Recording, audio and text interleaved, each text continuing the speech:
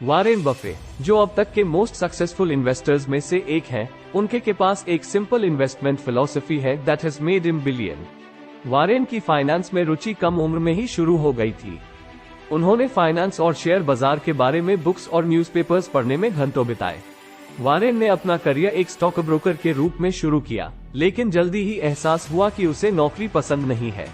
इसके बजाय वह जल्दी प्रॉफिट्स कमाने की कोशिश करने के बजाय लॉन्ग टर्म इन्वेस्ट के लिए कंपनियों में निवेश करना चाहता था।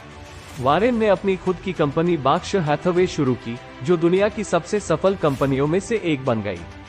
उन्होंने उन कंपनियों में स्टॉक खरीदने पर ध्यान केंद्रित किया जिनके बारे में उनका मानना था कि लॉन्ग टर्म इन्वेस्टमेंट के ग्रोथ की संभावनाएं मजबूत थीं और वे उन शेयरों को सालों तक रखने के लिए पर्याप्त धैर्य रखते थे।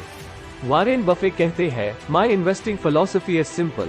मैं केवल उन कंपनियों में निवेश करता हूं जिन्हें मैं समझता हूं, और मैं उन इन्वेस्टमेंट को लॉन्ग टर्म के लिए रखता हूं। मैं मार्केट में शॉर्ट टर्म फ्लक्चुएशंस के बारे में चिंता नहीं करता, क्योंकि मुझे पता है कि लॉन्ग टर्म इन्वेस्टमेंट में बाजार ऊपर जाता है। Warren's philosophy has definitely paid of over the years. वह अब दुनिया के सबसे अमीर लोगों में से एक है और उन्हें अब तक के सबसे बेस्ट इन्वेस्टर्स में से एक माना जाता है। वारेन बफे कहते हैं, the key to successful investing is patience and discipline. Short term market movements में न फंसे और जिन कंपनियों में आप इन्वेस्ट करते हैं उनके लॉन्ग टर्म प्रोस्पेक्ट्स पर फोकस करें।